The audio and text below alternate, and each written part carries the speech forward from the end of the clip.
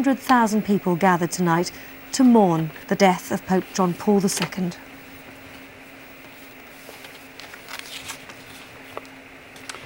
Pope John Paul II has lost his fight for life. One of the longest-serving popes, the 84-year-old gave up his long battle with ill health shortly after 8 o'clock last night. Well, as we've been telling you, tributes have been pouring in from world leaders and ordinary Catholics around the world in memory of a man who led the Catholic Church since 1978. Well, as I was describing to you just a few moments ago, these are the scenes at the Vatican City tonight, where people fell to their knees upon hearing the news that indeed Il Papa had died. It was expected, but nevertheless, people were praying for a miracle, many shedding tears, some collapsing as the news began to sink in that indeed the 84-year-old pontiff had given up his fight for life. Earlier, the Vatican spokesman, Joaquin Narro-Valls, who had given many bulletins over the last few days and weeks about the health of the Pope, spoke to reporters and the world one more time. The Holy Father, John Paul II, died this evening at 9:37 in his private apartment. At 8 p.m.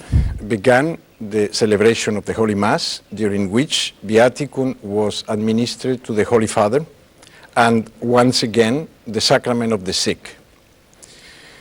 All the procedures foreseen in the Apostolic Constitution Universi Dominici Gregis, promulgated by John Paul II on February the 22nd, 1996, have been activated. And there you can see the scene at St. Peter's Square at the moment, obviously much quieter, but still very much alive in terms of the lighting. 50,000 people were there earlier on in the day. Obviously, a lot of people at home now quite shattered with the news that they heard just a few hours ago. Masses of people gathered under the apartment windows of the late Pope John Paul II, praying for him to be accepted by the angels and brought to paradise, sorrowed at his death, yet happy at the thought that the pontiff was going to be reunited with God.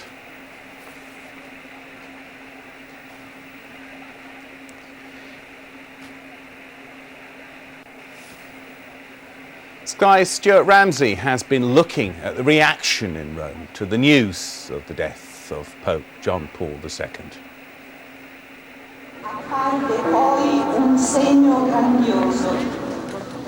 News of the Pope's death in his Vatican apartment spread quickly through Rome. The square beneath his official residence had been heaving with people throughout the day. This now, though, a moment to reflect on the passing of a papal reign that spanned a quarter of a century. They prayed and they clapped their appreciation of his very existence.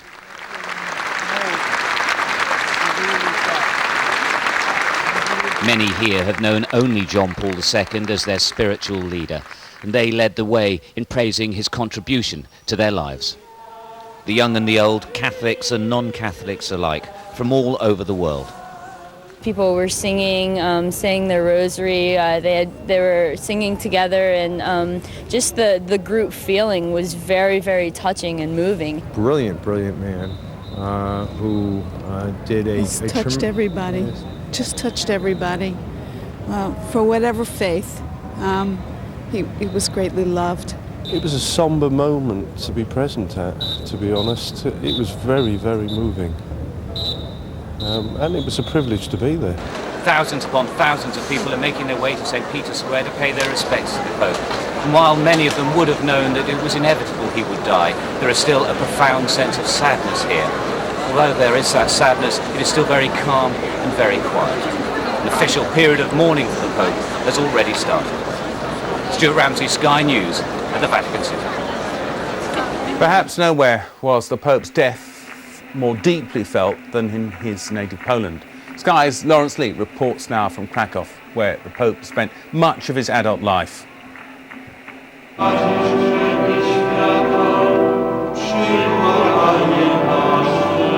They are glorifying him here, as elsewhere in the world, and yet celebration of an extraordinary life seems utterly subsumed by a collective, overwhelming grief.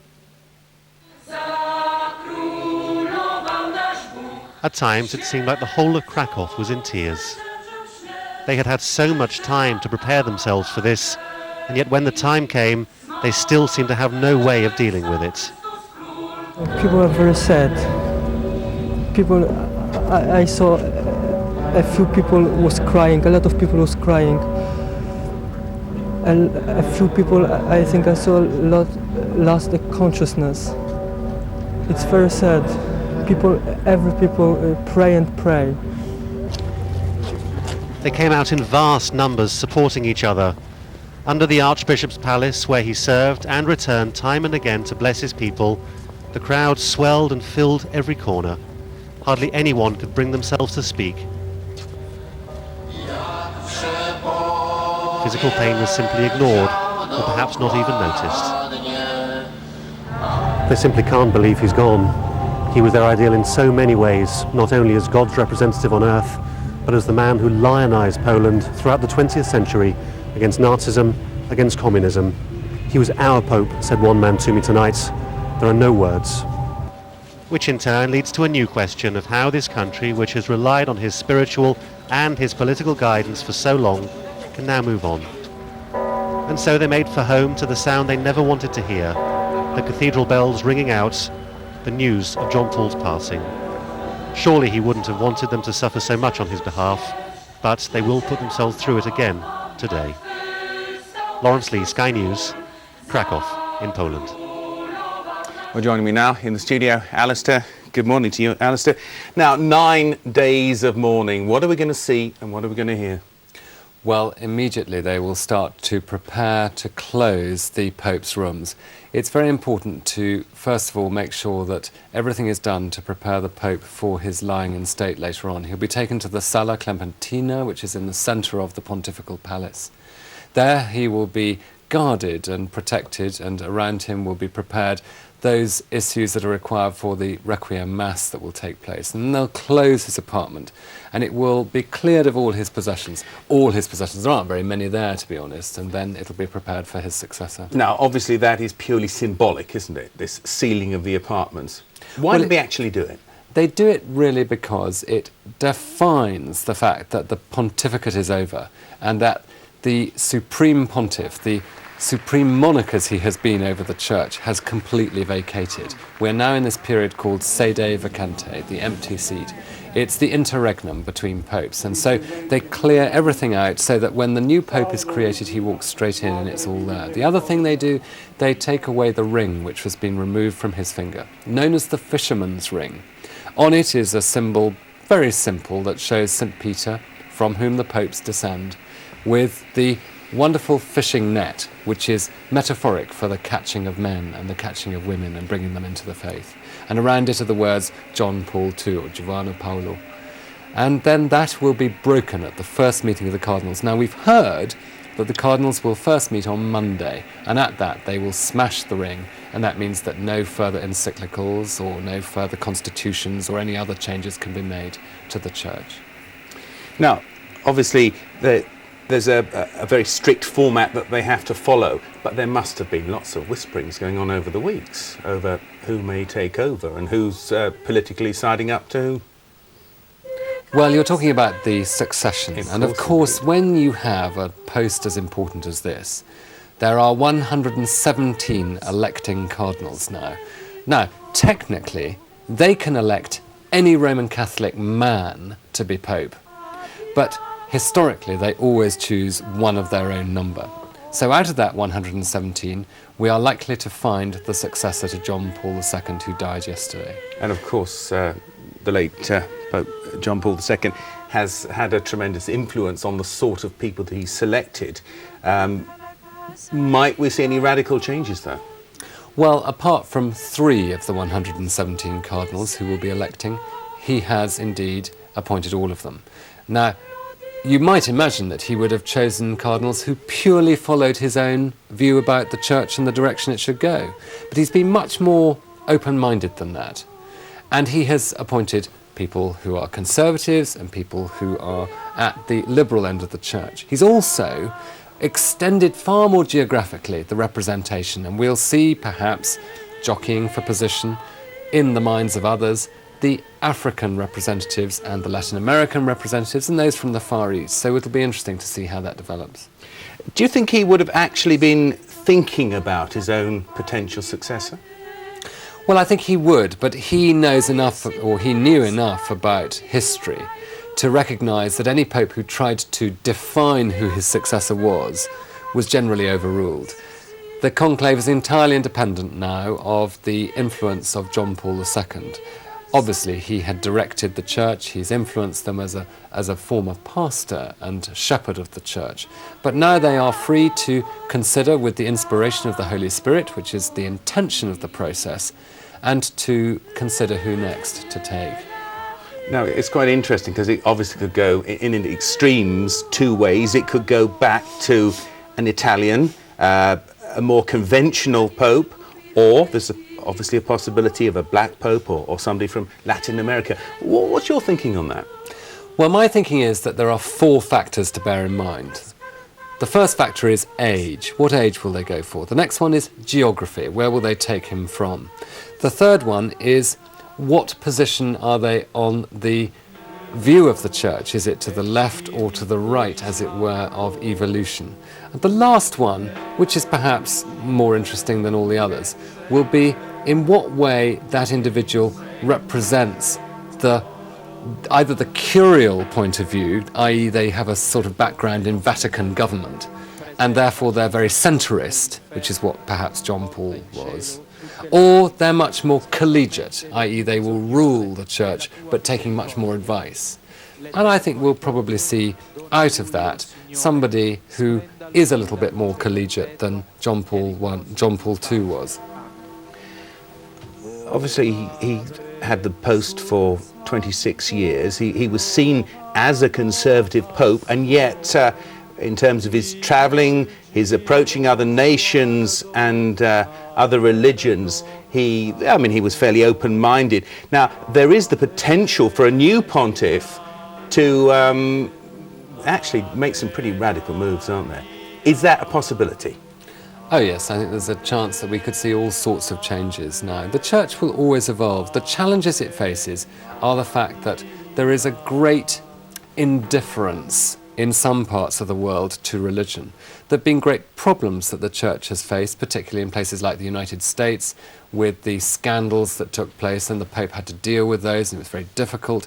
There has been a loss of confidence in the church in some areas. There is a huge decline in the number of people applying to be priests, and that's why quite a lot of African priests, where the church is growing very fast, are being planted in places like America and Europe in order to carry on the faith. Those issues need to be addressed, and evangelism of some sort must be found, and it will be the church's role to look for the new shepherd to take them forward. Alistair, I've got dozens more questions I'm aching to ask you. We'll get someone to give you some black coffee. Hang around if you will. Thank you very much for your contribution so far. The Archbishop of Westminster, Cardinal Cormac Murphy O'Connor, gave his reaction to the Pope's death. He was an extraordinary man, one of the greatest popes in the Church's 2,000-year history. We will remember him for his witness to hope and to the dignity of human life. We'll remember him for his extraordinary energy, for reaching across boundaries of religion and race. We'll remember him for his endurance of suffering, even to the very end. And we'll remember him, and I think the whole world should remember him, for reminding us tirelessly that this world is not the only world, that there's a world to come, our eternal destiny. Pope John Paul, as I have said, was an extraordinary man.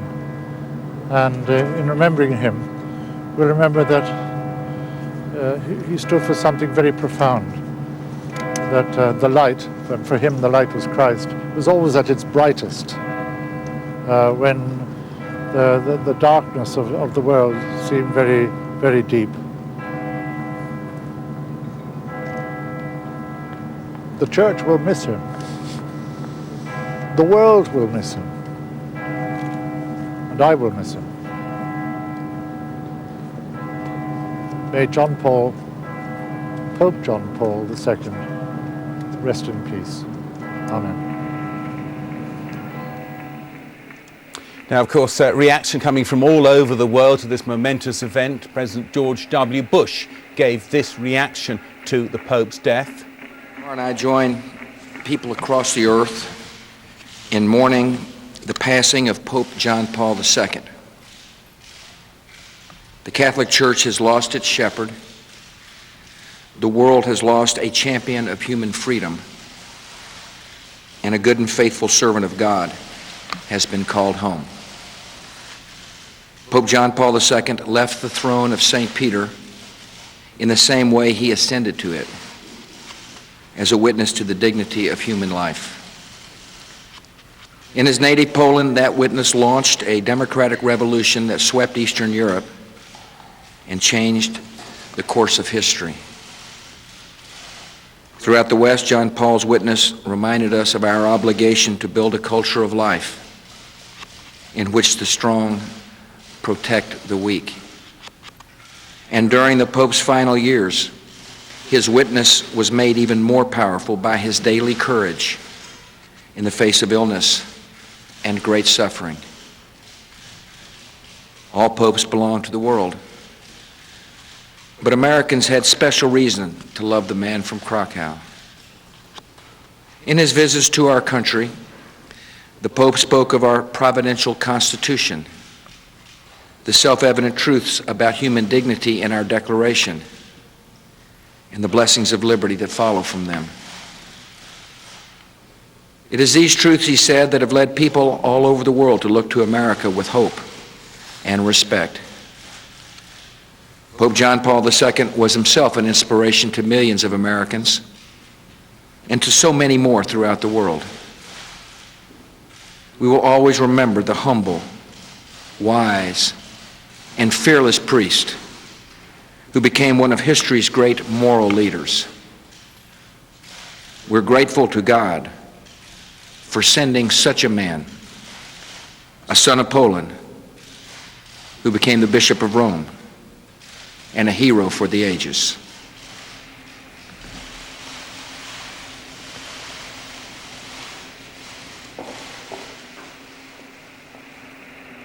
And Buckingham Palace has released this statement. The Queen has conveyed to the Holy See her deep sorrow on receiving the news of the death of His Holiness Pope John Paul II. Her Majesty remembers the untiring efforts of Pope John Paul II in promoting peace and goodwill throughout the world. Tony Blair released a statement saying that he had been a remarkable man. He said the world has lost a religious leader who was revered across people of all faiths and none. And he was an inspiration, a man of extraordinary faith, dignity and courage. He never wavered, never flinched in the struggle for what he thought was good and right. The Conservative Party leader Michael Howard said a deep sense of loss would be felt by all faiths. He said in a world of change and uncertainty, people saw him as a rock, steadfast in support of freedom, unswerving in opposition to totalitarianism, robust in defence of Christian values. The Catholic Church has lost a truly remarkable Pope and the world a great spiritual leader. The Secretary of State of the United Nations, Kofi Annan, said, "I recall very fondly my meetings with him, particularly sitting with him in his private quarters, discussing the questions of war and peace. He was extremely concerned about the world he lived in, and like me, he also felt that in war, all are losers." The Irish Prime Minister Bertie Ahern paid tribute to the Pope's efforts to secure peace in troubled parts of the world. "I wonder whether all the changes would have happened in Eastern Europe if he hadn't been there for the last quarter century," he said. "I don't think it would have. I think he had a powerful influence on that change." So, Pope John Paul II, the man known as the People's Pope, has died at the age of 84. Born in Poland, he was the first non-Italian to head the Roman Catholic Church. For more than 450 years, he will be particularly remembered for his world travel and his outspoken views against oppression and social injustice. Sky's Alex Rossi looks back at his life. An image of what a pope should be, but it's an image created by John Paul II. Before him, pontiffs were largely remote, aloof figures confined within the walls of the Vatican. But John Paul II was a new pope for a new age. He became one of the most famous faces in the world, using his celebrity to further his mission as he visited more than 100 countries, circling the globe over 30 times. The desire to expand and protect the Catholic Church had its roots in hardship. Karol Wojtyła was born in the small town of Wadowice near Krakow. He spent his childhood in this house, now a museum. They were difficult years. His mother died when he was just 9. His brother 3 years later. In 1939, when he was in his late teens, his native Poland was invaded by the Germans. He'd already chosen to go into the church, but under the Nazi occupation had to conduct his studies in secret at an underground seminary. After the war, Poland became a communist country, and the young priest struggled to maintain his religion in an officially atheist state. Showing the determination that was to become his hallmark, he rose swiftly through the Catholic hierarchy. Nevertheless, his election to the papacy in 1978 was unexpected for a number of reasons. He was the first pontiff from behind the Iron Curtain, an appointment which sent shockwaves through the Soviet Empire. He was also the first non-Italian pope in over 400 years, and at 58, the youngest in a century. His relative youth and active lifestyle earned him the nickname God's Athlete. In the coming years, he was to draw heavily on these physical reserves.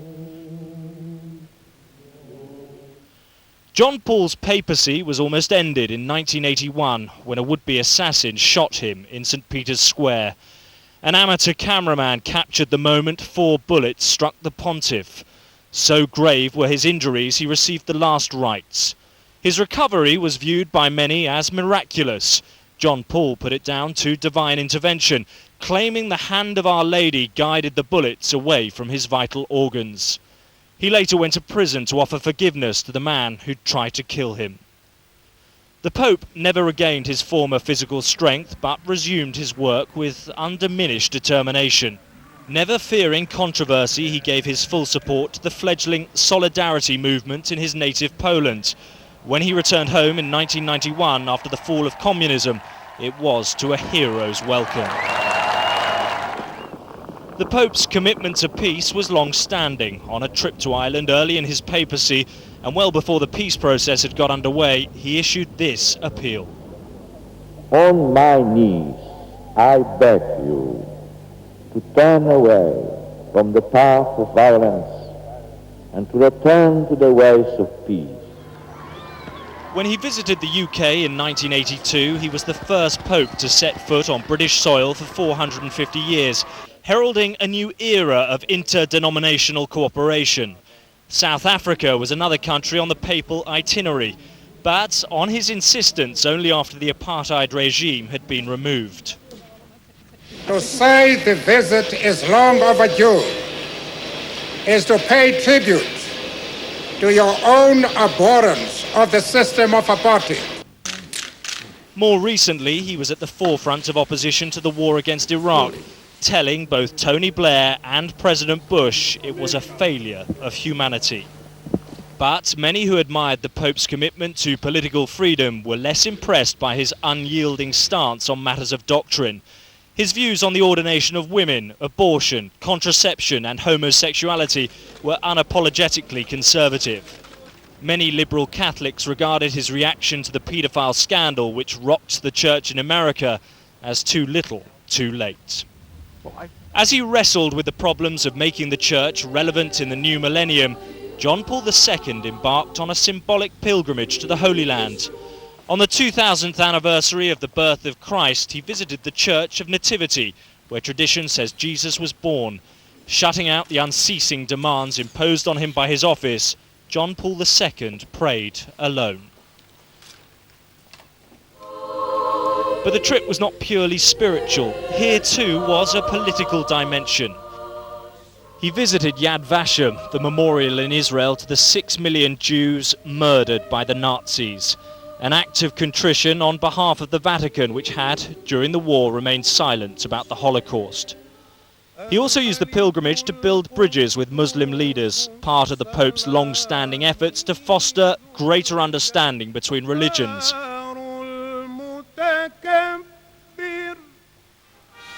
The first undeniable sign of the Pope's failing strength came in Slovakia, when he was unable to finish a mass in front of 200,000 believers.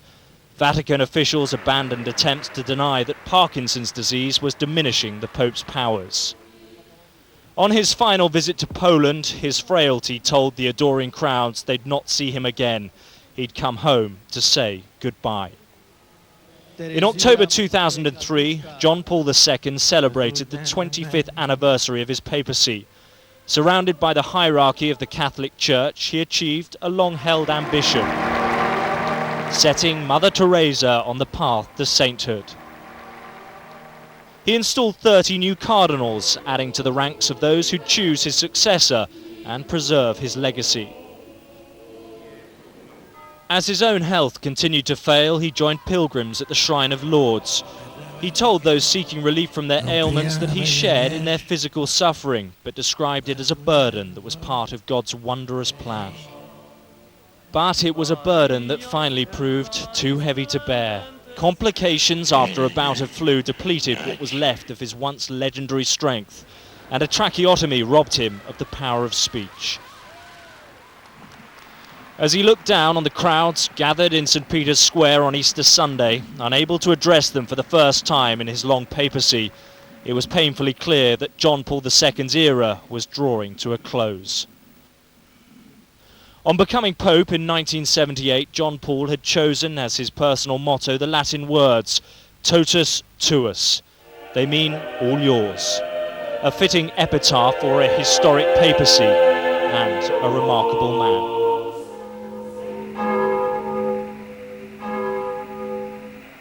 Now that the Pope's death has been announced, a process is set in motion during which he's mourned and buried and a successor elected.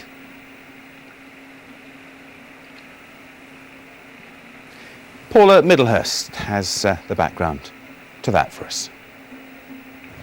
Well, first of all, this man, Cardinal Eduardo Somalo, the Camerlengo, or Chamberlain of the papal household, confirms the death with the support of a notary. Traditionally, he calls the dead Pope's baptismal name, Karol Wojtyla, 3 times, whilst tapping him on the forehead with a small ceremonial silver hammer. There's no post-mortem at this stage. The Camerlengo then arranges for the papal study and his bedroom to be sealed, and he orders the destruction of John Paul II's fisherman's ring and his personal lead seal that he uses on letters. A 9-day mourning period then ensues, known as the Novem Dialis begins. First, the Pope's body lies in state inside the Clementine Hall of the Apostolic Palace at the Vatican. It'll be visited by cardinals and diplomats, and as each person passes by, they'll kiss John Paul's foot. Then the body is moved to St. Peter's Basilica, where it lies in state until the funeral itself. Members of the Sacred College of Cardinals have about 20 days to get to Rome in order to elect the next pope. That'll be the 265th, and they'll form what's called a conclave in the Sistine Chapel. The word conclave deriving from the Latin for with keys, signifying the absolute privacy that cardinals must have for their deliberations. Well, the new pope is then elected by secret vote. Ballot papers are placed in a special bowl. At the end of each round, the ballot papers are burned in a stove, the stufi, at the back of the Sistine Chapel. Then black smoke shows a vote has been inconclusive. That means cardinals must rethink, renegotiate, pray and vote again. But white smoke means a new pope has been chosen. You're watching Sky News and continuing coverage of the death of Pope John Paul II. The Pope passed away in the Vatican shortly after 8:30 last night British time. The Vatican said the Pope's final hours were marked by uninterrupted prayer The cardinals of the Catholic Church are to meet on Monday morning for their first congregation since the death of the Pope and will discuss details of the funeral.